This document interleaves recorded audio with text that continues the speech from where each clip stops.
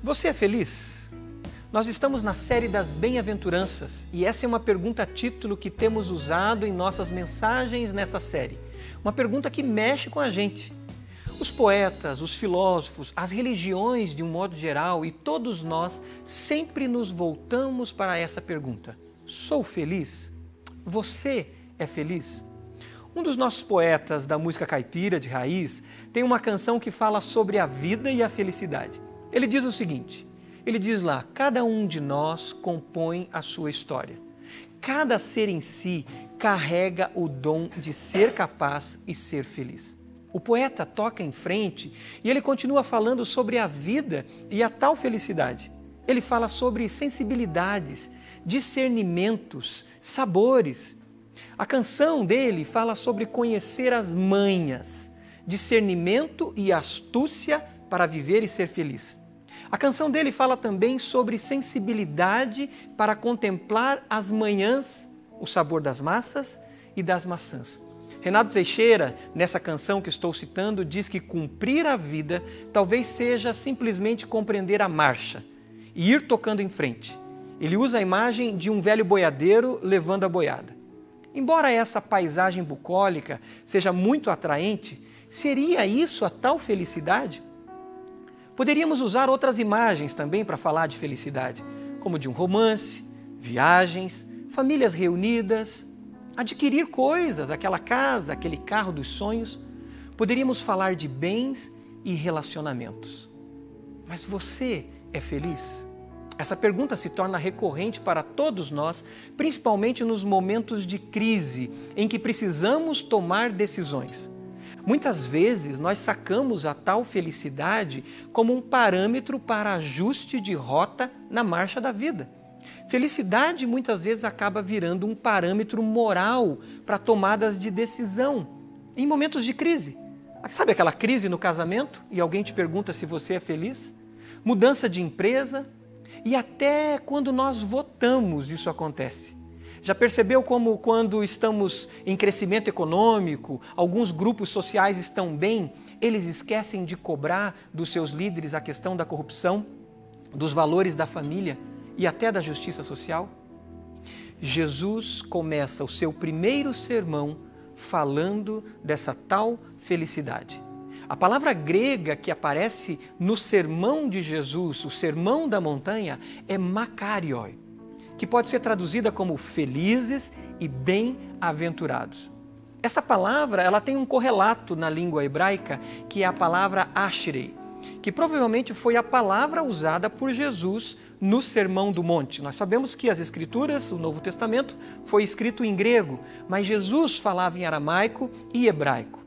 Essa palavra ashrei indica um estado de movimento, uma marcha, a marcha dos bem-aventurados.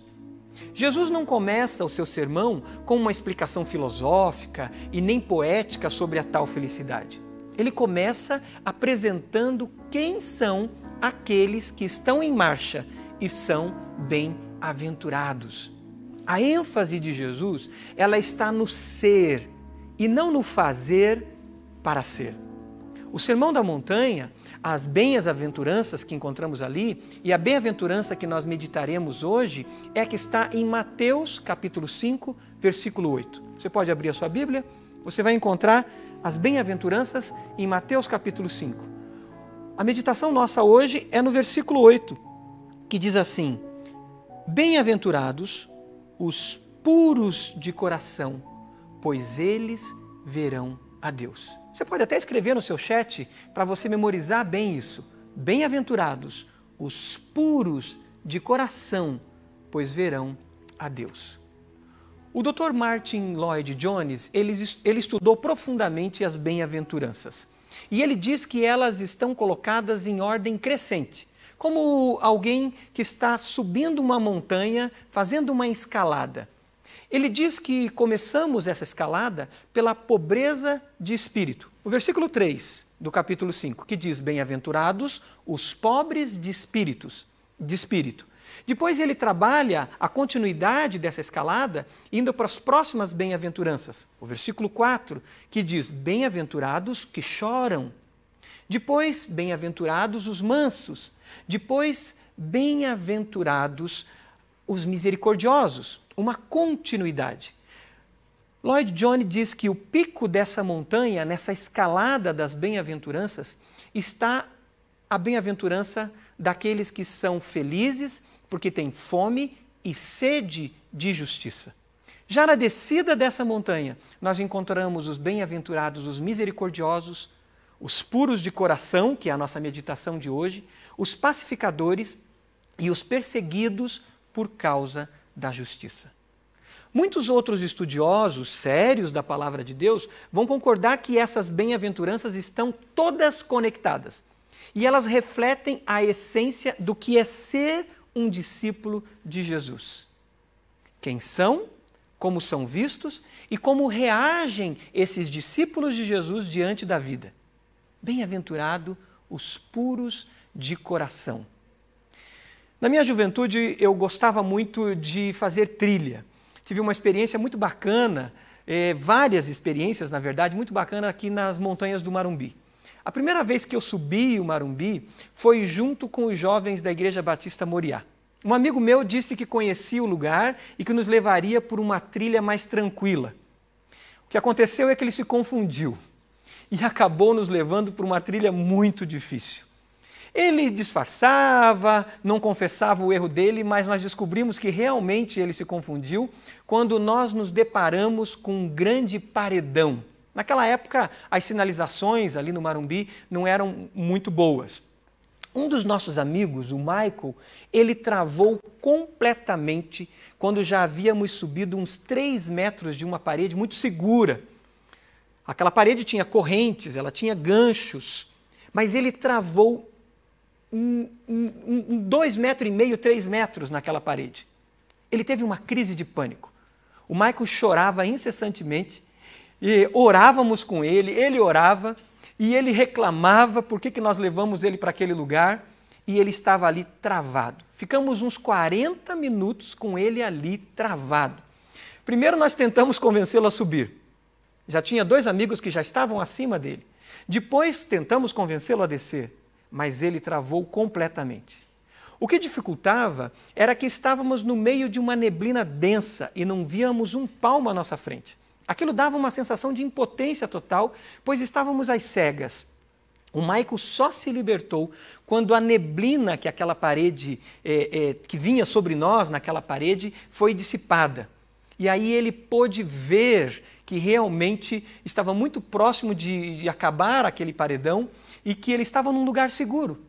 Mas enquanto estávamos naquela neblina, o medo tomou conta de todos nós, inclusive do nosso guia, que não conhecia aquela trilha. Graças a Deus, chegamos ao topo, o esforço foi recompensado por uma vista maravilhosa da natureza. Lá de cima você vê Morretes, vê o mar, vê Curitiba. Nós estávamos a 1.500 metros de altitude, no famoso Monte Olimpo, ali no complexo do Marumbi. Jesus mostra aos seus discípulos que bem-aventurados são os puros, porque eles já escalaram uma parte da montanha. Mas como que escalamos essa montanha? Jesus fala dos limpos de coração. A pureza que Jesus apresenta nessa bem-aventurança é a pureza que é usada para refinar o ouro que passa pelo fogo e é refinado. Os puros de coração são aqueles que se renderam e se permitiram ser refinados como o ouro que passa pelo fogo. Os puros de coração são aqueles que admitem que não podem transpor a montanha sozinhos. Os puros de coração são aqueles que chegam ao pé da montanha e se veem incapazes. Os puros são aqueles que já passaram e passam pela consciência de sua impotência. Admitem a intransponibilidade da montanha. Se veem como carentes e dependentes de Deus. Eles são, primeiramente, então, os pobres de espírito. É por isso que Jesus começa chamando os bem-aventurados de pobres de espíritos. Os puros passam por essa pobreza de espírito primeiramente.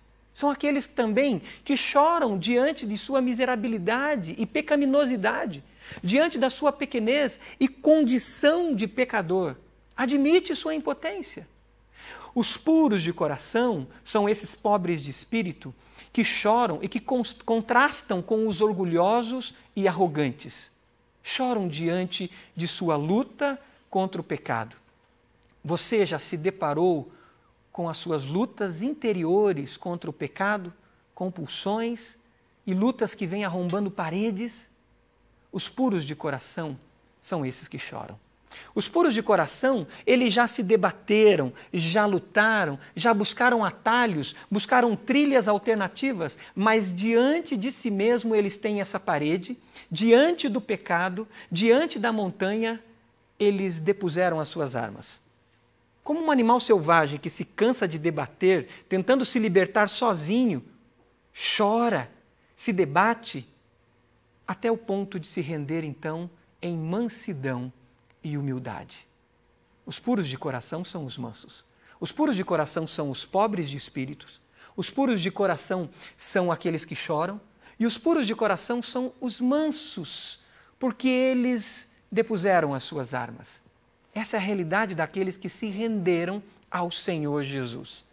Quando nos rendemos, quando rendemos o nosso ego, a morte do nosso eu. Esse é o momento de convencimento do pecado. Ser puro do coração não é algo que acontece pelas nossas próprias forças, mas é um convencimento do Espírito Santo em nós, fazendo uma obra no nosso coração, convencendo cada um de nós que somos incapazes de transpor a montanha, que somos impotentes e que precisamos da justiça de Deus, pois é o Espírito Santo que nos convence do pecado, da justiça e do juízo. É quando clamamos, enfim, no topo da montanha, com fome e sede de justiça. Quando nos vemos incapazes, quando já buscamos todas as soluções e vimos que não há caminho, que não há trilha alternativa e estamos de frente do paredão. Nesse momento de declaração de miserabilidade, de incapacidade, somos lançados para o topo da montanha e clamamos sim agora, com fome e sede de justiça. O nosso choro é enxugado. Somos tratados pelo Senhor. E ali a nossa declaração de impotência é proclamada. E o Senhor vem mesmo e nos sacia nossa fome e nossa sede. Deus já está operando em nós nos primeiros passos de declaração de nossa impotência. E Deus mesmo nos leva ao topo da montanha para clamar com fome e sede de justiça.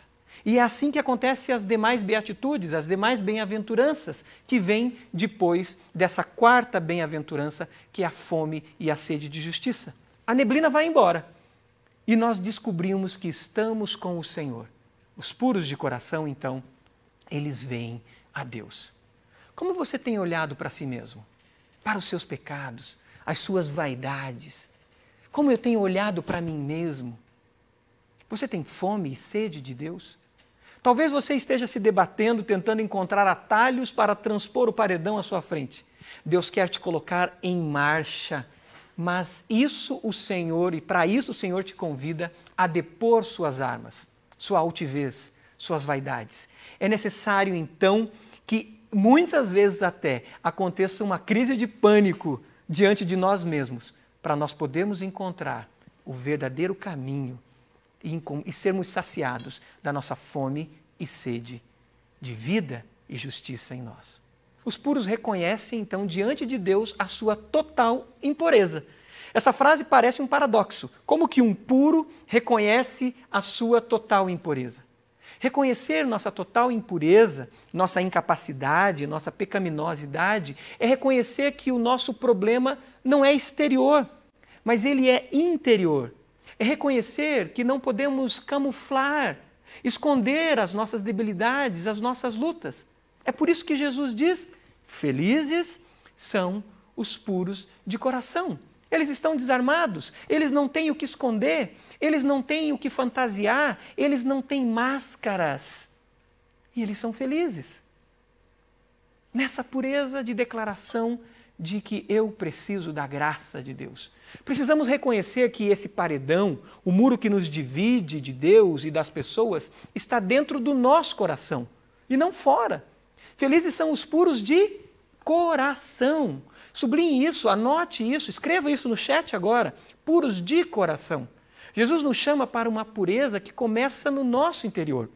Na verdade, não existe uma parede fora de nós, mas uma parede dentro de nós, que nos impede de ver a Deus.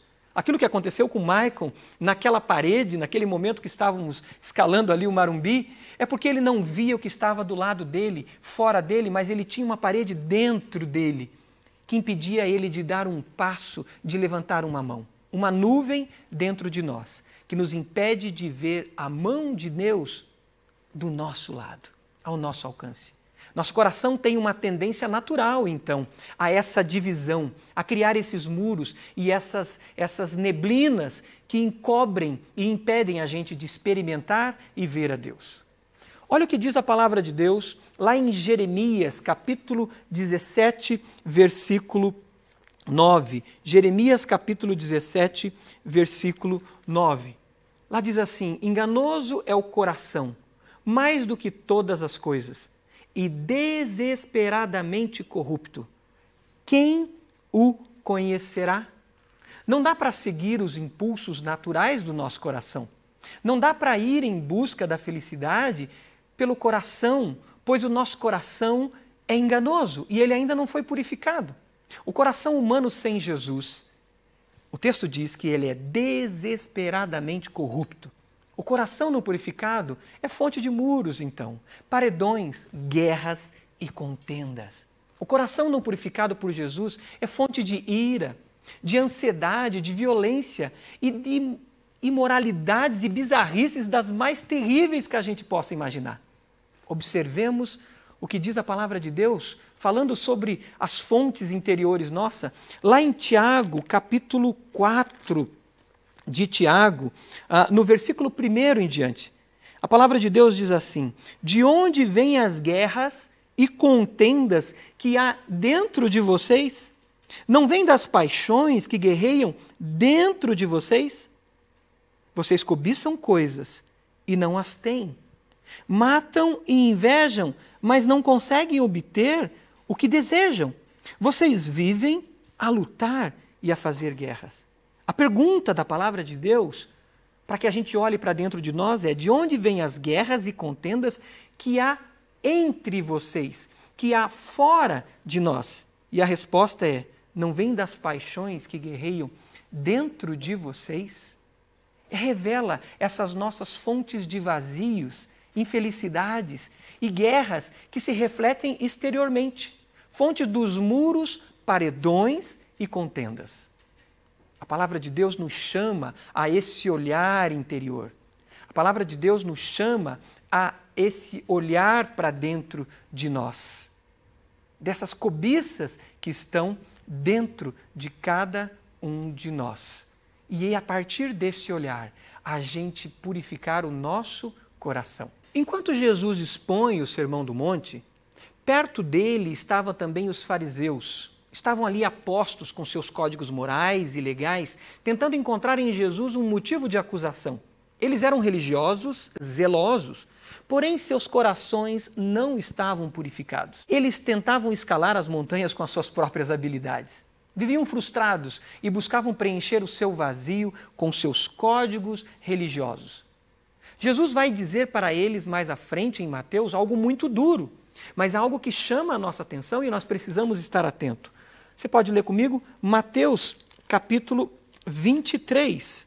Mateus, capítulo 23, do versículo 24 em diante, Jesus traz uma palavra muito dura a esses religiosos que cuidavam das suas exterioridades, mas não do coração. Olha o que Jesus diz a eles: guias cegos, vocês coam um mosquito e engolem um camelo. Ai de vocês, mestres da lei e fariseus hipócritas! Vocês limpam o exterior do copo e do prato, mas por dentro eles estão cheios de ganância e cobiça. Fariseu cego, limpe primeiro o interior do copo e do prato, para que o exterior também fique limpo. Ai de vós, mestres da lei e fariseus, hipócritas! Vocês são como sepulcros caiados, bonitos por fora, mas por dentro estão cheios de ossos e de todo tipo de imundície. Assim são vocês. Por fora parecem justos ao povo, mas por dentro estão cheios de hipocrisia e maldade. Olha que palavra dura, mas falando sobre essas exterioridades que escondem um coração que não é puro. Deixa eu contar uma história que pude contemplar que retrata um pouco dessa pureza de coração e felicidade momentânea. Eu sempre gostei de caminhar pelo calçadão da Rua 15 de Novembro, aqui em Curitiba. Antigamente, essa rua era conhecida como Rua das Flores. Eu gosto desses espaços democráticos, onde todas as classes sociais, econômicas e culturais se misturam. Muitas vezes eu desviava meu caminho só para passar pela Rua 15 e observar ali as personagens pitorescas que povoam aquele calçadão. Sabe, lá tem a Mulher da Cobra vendendo loteria, lá tem o Oil Man com suas habilidades psilotérmicas, o cover do Raul Seixas, o atleticano fanático com sua bicicleta rubro-negra, o homem vestido de carteiro que assusta todo mundo. Fui assustado por esse cara algumas vezes com som de buzina atrás da gente.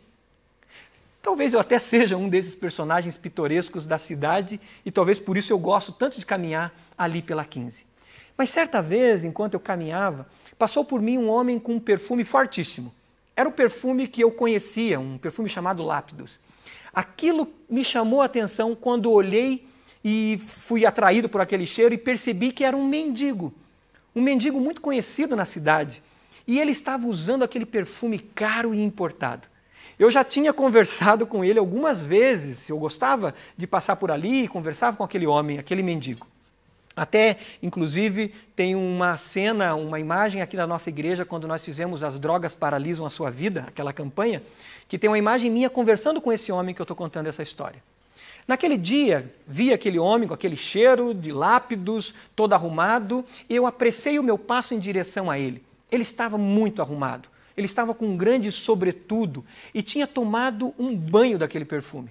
Rapidamente ele foi à minha frente e ele se sentou ali em frente à CIA, naqueles bancos daquela praça que tem ali.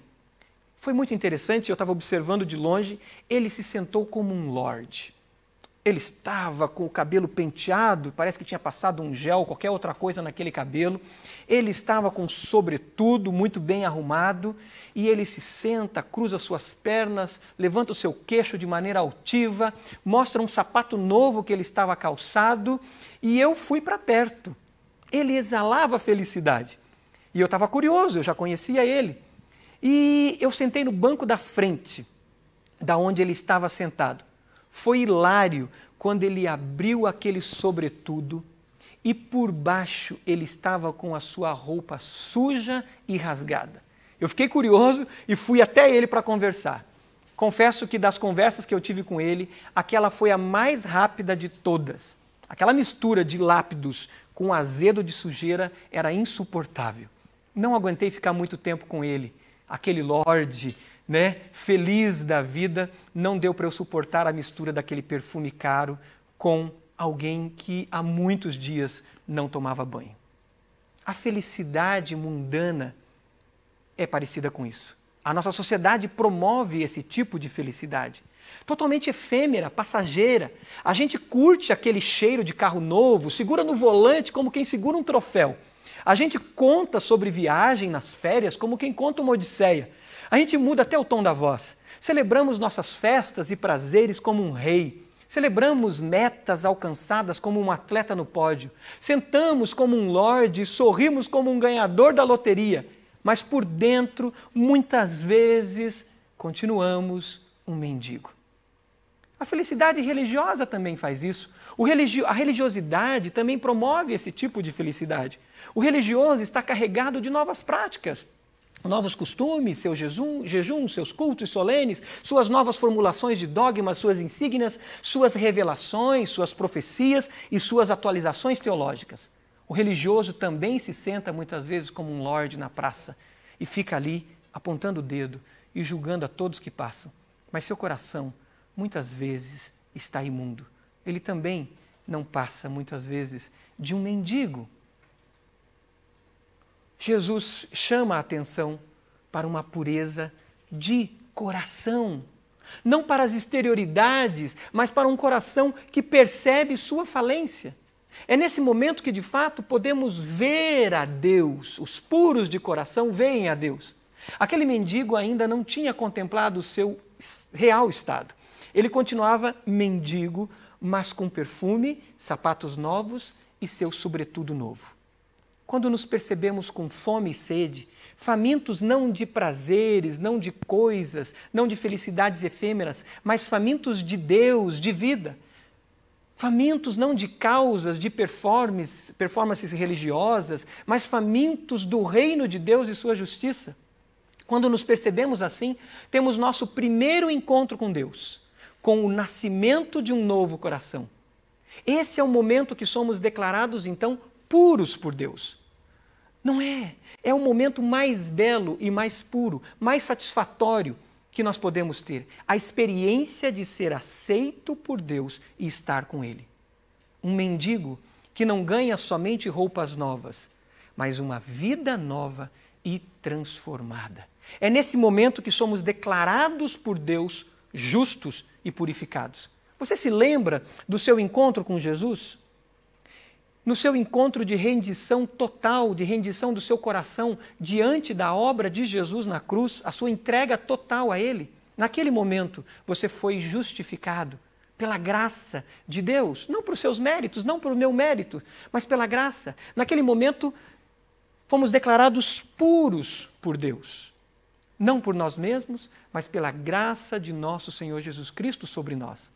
A suprema ambição humana, os muros da nossa alma, o vazio do nosso coração é satisfeito por contemplar o rosto do Pai, nesse momento de entrega ao Senhor. Somos felizes não porque estamos tendo coisas que nos dão felicidade, mas porque fomos encontrados e chamados para marchar no caminho que é Jesus. Marchar com o Pai Celestial nos satisfaz. Marchar no ritmo do coração do Pai faz a gente tocar em frente bem-aventurado.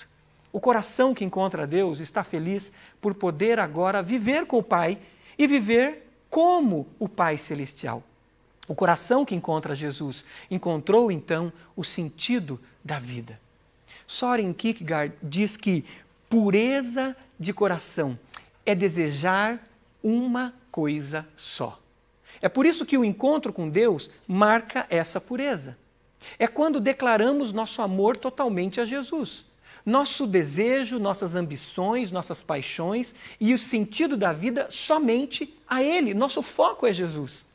O coração natural do ser humano é dividido por idolatrias. O coração que encontrou Jesus, não. Ele tem um único amor e um único sentido de vida. O coração natural do ser humano é por si só uma fábrica de ídolos.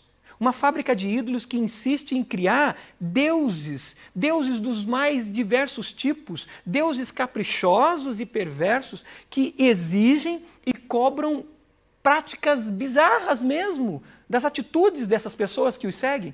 E essas práticas que inviabilizam a vida daqueles que adoram esses deuses. Essa convicção de que não pode ter espaço para mais nada em nossos corações, a não ser o reinado de Jesus, a não ser o amor a Jesus com todo o coração, com toda a alma, com toda a força e todo o entendimento.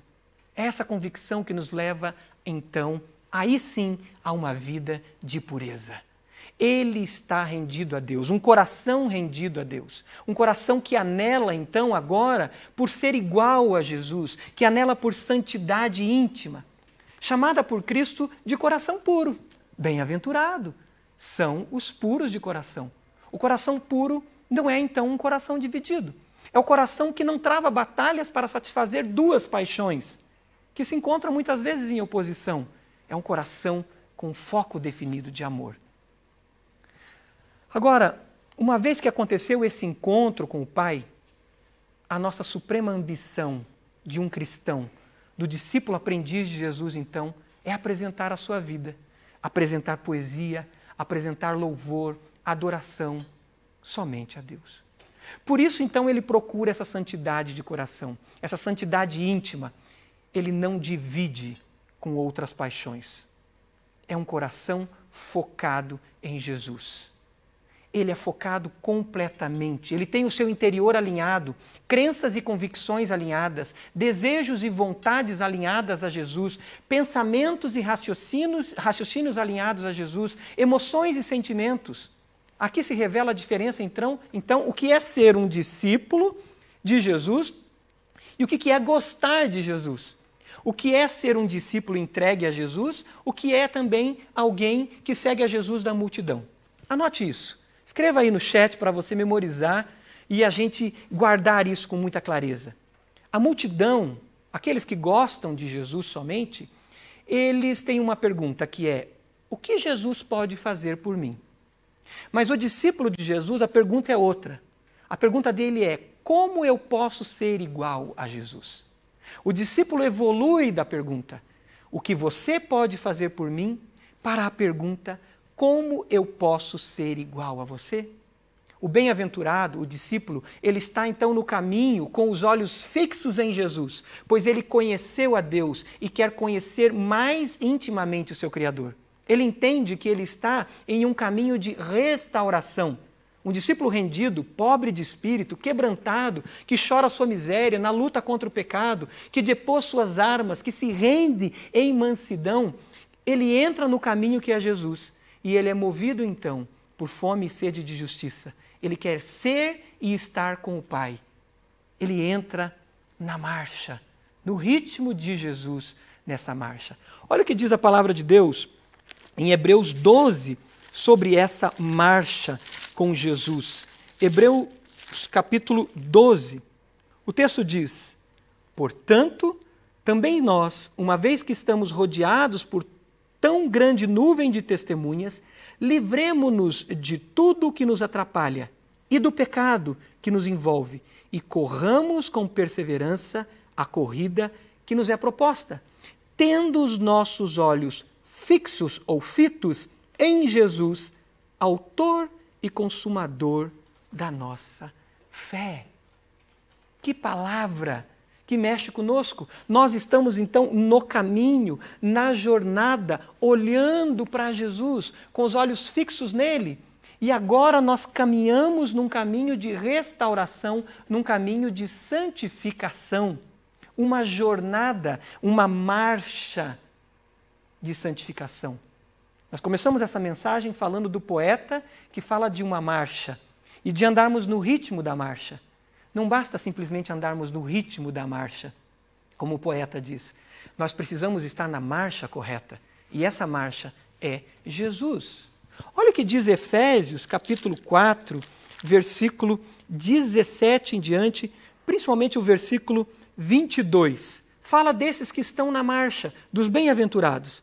O texto diz assim: quanto à antiga maneira de viver, vocês foram ensinados a despir-se do velho homem, que se corrompem por desejos enganosos. Sublinhe isso. Despir-se do velho homem que se corrompe por desejos no coração, desejos enganosos. E vocês foram chamados, versículo 23, a serem renovados no modo de pensar. Agora sublinhe de novo o versículo 24. E a revestir-se do novo homem, criado para ser semelhante a Deus em justiça e em santidade, provenientes da verdade. Que maravilha é estarmos no caminho que é Jesus. Que maravilha é podermos andar e marchar nessa jornada do caminho que é Jesus. Os puros de coração, eles se despem dos velhos trapos que ele está acostumado.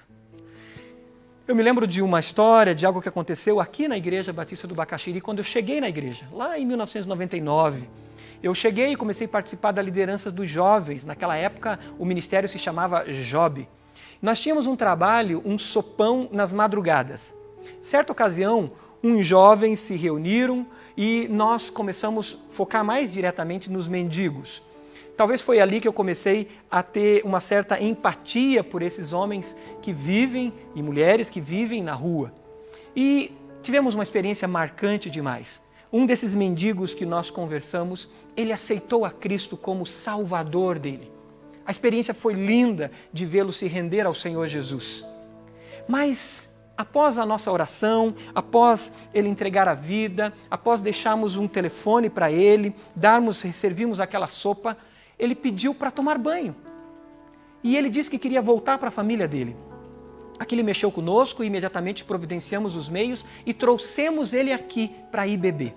Na época, fora aqui do nosso prédio, tinha um chuveiro, um espaço que aqui funcionava antes uma empresa, tinha ali um espaço e levamos ele para tomar aquele banho, para dar aquele banho, ajudá-lo naquele banho. Enquanto isso, um jovem foi buscar roupas novas para ele e buscar sapato e tudo mais.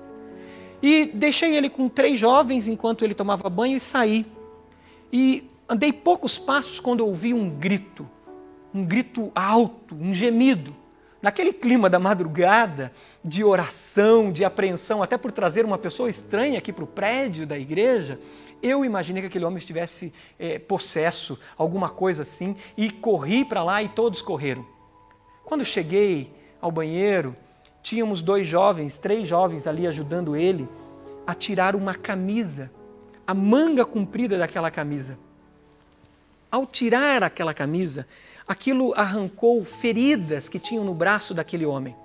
Aquela camisa se misturou com as feridas e grudou naquelas feridas. Já não dava para saber mais o que era camisa, o que era sujeira, o que era ferida. E ao tirar aquela camisa, aquele homem deu um grito. Ali estava tudo misturado. Sujeira com roupas sujas e com pele. Aquele foi o banho mais demorado que eu já vi. Mas aquele homem, enquanto tomava banho, ele estava feliz.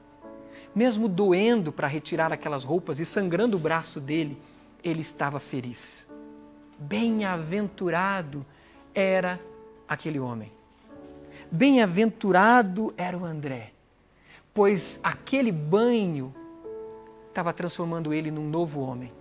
Não somente com roupas limpas, mas com o corpo e a mente renovada. Eu não sei como você está na marcha. Eu não sei como você está no caminho que é Jesus.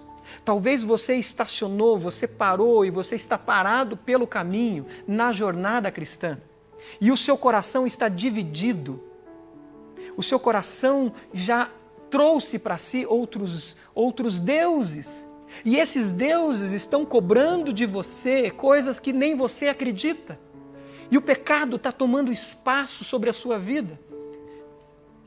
Mesmo vestindo o seu sobretudo, mesmo vestindo as roupas novas e suas conquistas, você sabe que lá dentro o teu coração está se tornando cada dia mais o coração de um mendigo. Mas o que eu posso lhe dizer diante dos muros e paredões que surgem na sua vida é que o Senhor Jesus lhe pede é que você se renda. Admita, não tem atalhos, não tem trilhas novas. O que o Senhor Jesus te pede, essa palavra que nos chama a ser bem-aventurados, pede é que você retire esse sobretudo que cobrem as roupas velhas, que cobrem uma camisa que está grudada com feridas, com dores, com trapos, com imundícies. Retire esses sapatos novos que escondem os pés machucados e doloridos. O que o Senhor pede é que você se renda a Ele, se arrependa, deponha as suas armas, as suas habilidades, o seu orgulho. Saia de trás de suas conquistas que escondem as suas necessidades mais íntimas. Saia de trás das suas conquistas materiais, do carro novo, das roupas, da religiosidade, das suas viagens, da sua capacidade cultural e intelectual, da sua história de superação, dos elogios que você recebeu a vida inteira e recebe, das conquistas ministeriais até e religiosas. Deponha as suas armas.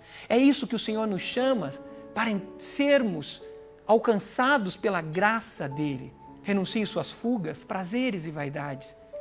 E mesmo que venha a doer muito, celebre. Deixe Deus começar a tirar suas roupas velhas, que estão impregnadas de feridas, bactérias e toda a sujeira do pecado que ainda está aí. Sabe o que Jesus nos diz diante de tudo isso?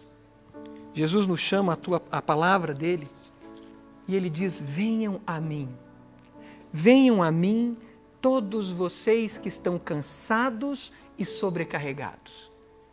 Venham a mim, vocês que estão com peso do jugo da religiosidade, do jugo desse mundo e dos prazeres desse mundo, e tomem sobre vocês o meu jugo e aprendam de mim, pois eu sou manso e humilde de coração, diz Jesus. E Jesus diz mais, e aí vocês vão encontrar então descanso para suas almas, alívio, libertação e vida. Jesus diz então, pois o meu jugo é suave e o meu fardo é leve. Qual é a sua decisão? Aonde você está no caminho? Você acha que está caminhando, mas de repente está parado? Você está acostumado com as suas práticas religiosas? Está esquecendo de olhar para dentro de você? De onde vêm as contendas últimas que aconteceram na sua casa? Eu vi isso no tempo do início dessa pandemia. Quando no primeiro mês, contendas surgiram. E eu tive que olhar para dentro de mim, olhar para o meu coração e descobrir que paixões no meu coração estavam criando muros entre mim e a minha esposa, entre mim e meus filhos. Paixões carnais, paixões materiais, conquistas, vaidades. Mas o chamado do Senhor é: bem-aventurados são os puros de coração. Qual é a sua decisão? Você pode dizer hoje: eu me rendo a Jesus como meu Salvador, pois declaro minha pobreza total de espírito. Preciso de Ti, Jesus, meu Salvador. Você pode dizer isso? Eu preciso de Ti, Jesus. Você pode dizer isso no chat, declarando publicamente agora: eu preciso de Ti, Jesus. Eu me rendo a Ti. Eu abro mão da idolatria, do meu nome, da idolatria da fama, da idolatria de não admitir que eu sou frágil. Digite isso agora: eu preciso de Ti, Jesus, meu Salvador. Eu sou pobre de espírito. Eu quero o Senhor na minha vida, eu tenho sede e fome de justiça. Você pode dizer também: eu permito que o Espírito Santo revele minhas roupas sujas, que ainda carrego, que tem feito eu dividir meu coração com idolatrias desse mundo. Revela, Senhor, quais são as fontes do meu coração. Peça isso. Talvez as lutas estão acontecendo na empresa, as coisas não andam, estão travadas, contendas em casa, na empresa, nos relacionamentos. Diga: Senhor, revela se existem roupas sujas e se tiver que doer, arranque-as, Senhor, e me limpa. Você pode dizer também: eu aceito, Senhor, caminhar com outros irmãos em restauração. Eu quero fazer parte do Ministério Celebrando a Restauração na nossa igreja. Diga isso: eu quero participar de uma jornada de restauração. Eu quero intensificar o meu crescimento. Diga: eu quero fazer parte do Celebrando a Restauração, que é um ministério em nossa igreja que traz esse tema à tona para que a gente se purifique e ande em liberdade. Qual dessas opções você está tomando hoje? Não termine esse tempo sem uma tomada de decisão. Jesus, antes de ser o caminho, Ele trilhou o caminho para nos mostrar como viver no caminho. O poeta sabiamente nos chama a andar devagar. É isso que nós começamos. O Renato Teixeira fala disso na poesia dele. Ando devagar porque já tive pressa. Ele nos chama a andar devagar e isso está certo. Nós temos que ajustar o nosso ritmo a Jesus. Mas antes de ajustarmos o ritmo, precisamos estar na marcha certa. Confie em Jesus, o autor e consumador desta marcha. E persevere na marcha com Jesus. Que o Espírito Santo, então, lhe dê o ritmo da marcha, para assim, com a face e o rosto descoberto, sem idolatria alguma, contemplarmos a glória do Senhor e, segundo a sua imagem, sermos transformados com glória cada vez maior, a qual vem do Senhor mesmo, que é Espírito. Que Deus abençoe a sua palavra em nossos corações. Deus abençoe sua vida.